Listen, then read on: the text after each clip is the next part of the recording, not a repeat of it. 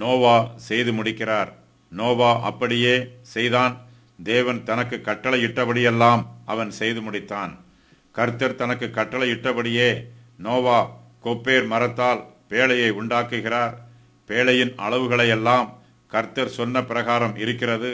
தேவன் தனக்கு கட்டளையிட்டபடியெல்லாம் நோவா செய்து முடிக்கிறார். நோவா கர்த்தருடைய வார்த்தையை நம்புகிறார். அவர் கர்த்தருடைய கட்டளைக்கு கீழ்ப்படுகிறார். கர்த்தர் தனக்கு கட்டளையிட்டபடியெல்லாம் நோவா செய்து முடித்தது கர்த்தருடைய கட்டளைக்கு அவர் கீழ்ப்படிவதற்கு அடையாளம். நோவா பேழையை உண்டாக்கும் போது மழை பெய்யவில்லை.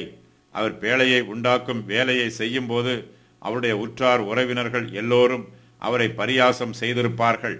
அவர் எல்லோருடைய ஏளன பேச்சுக்கும் பரியாச வார்த்தைக்கும் ஆளாகி இருப்பார்.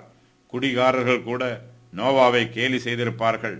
நோவாவோ அவர்களுடைய கேலி பேச்சுக்கு செவி கொடுக்கவில்லை.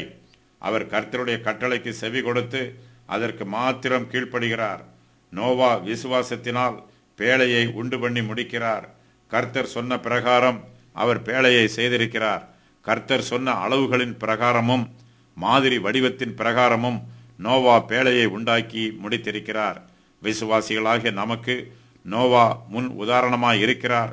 கர்த்தர் தனக்கு கட்டளையிட்டபடியெல்லாம் நோவா செய்து முடித்தது போல நாமும் கர்த்தர் நமக்கு கொடுக்கும் ஊழியங்களை உண்மையாய் நிறைவேற்ற வேண்டும். கிறிஸ்துவானவர் கல்வாரி சிலுவையிலே எல்லாம் முடிந்தது என்று சொன்னது போல நாமும் நம்முடைய ஊழிய பொறுப்புகளை முடிக்க வேண்டும்.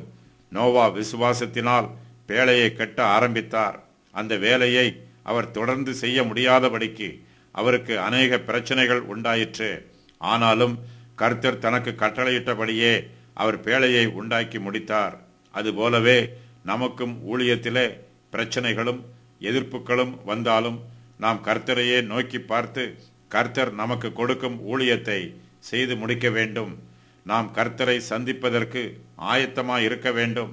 நாம் மரிக்கும் போது கர்த்தருடைய நியாயாசனத்திற்கு முன்பாக நிற்க வேண்டும். நாம் மரிப்பதற்கும் மரித்த பின்பு தேவனால் நியாயம் தீர்க்கப்படுவதற்கும் நாம் நம்மை ஆயத்தம் பண்ண வேண்டும். நம்முடைய ஆவிக்குரிய ஜீவியம் இயேசு கிறிஸ்துவின் மீது கட்டி எழுப்பப்பட வேண்டும். ஆகையால் நான் சொல்லிய இந்த வார்த்தைகளை கேட்டு இவைகளின்படி செய்கிறவன் எவனோ அவனை கண் மலையின் மேல் தன் வீட்டை கட்டின புத்தியுள்ள மனுஷனுக்கு ஒப்பிடுவேன். மத்தேயு 7:24. நோவாவின் காலத்தில் பூமியின் மேல் ஜலப்பிரளயம் உண்டாயிற்று. இது தேவனுடைய நியாய தீர்ப்பு. பேழைக்குள் பிரவேசித்தவர்கள் எல்லோரும் பிழைத்துக் கொண்டார்கள். கிறிஸ்துவானவரே நமக்கு பேழையாக இருக்கிறார். நாம் கிறிஸ்துவை பற்றி கொண்டால் நாமும் அழிவுக்கு தப்பித்துக் கொள்வோம். நோவா பேழையை செய்தபோது அவர் உளிகளையும் சுத்திகளையும் பயன்படுத்தி இருப்பார். ஜனங்கள் எல்லோரும் அவர் பயன்படுத்தின கருவிகளின் சத்தத்தை கேட்டிருப்பார்கள். அது சாதாரண சத்தம் அல்ல. அந்த சத்தம் அவர்களுக்கு கொடுக்கப்பட்ட எச்சரிப்பின் சத்தம். இக்காலத்திலும் கர்த்தருடைய ஊழியக்காரர்கள் இயேசு கிறிஸ்துவின் சுவிசேஷத்தையும் தேவனுடைய நியாய தீர்ப்பையும் நமக்கு பிரசங்கம் பண்ணுகிறார்கள். நாம் கர்த்தருடைய எச்சரிப்பின் சத்தத்தை அசட்டை செய்துவிடக்கூடாது. நாம் கர்த்தருடைய வார்த்தைக்கு கீழ்ப்படிய வேண்டும். நாம் நம்முடைய பேழையாக கிறிஸ்துவை பற்றி கொள்ள வேண்டும்.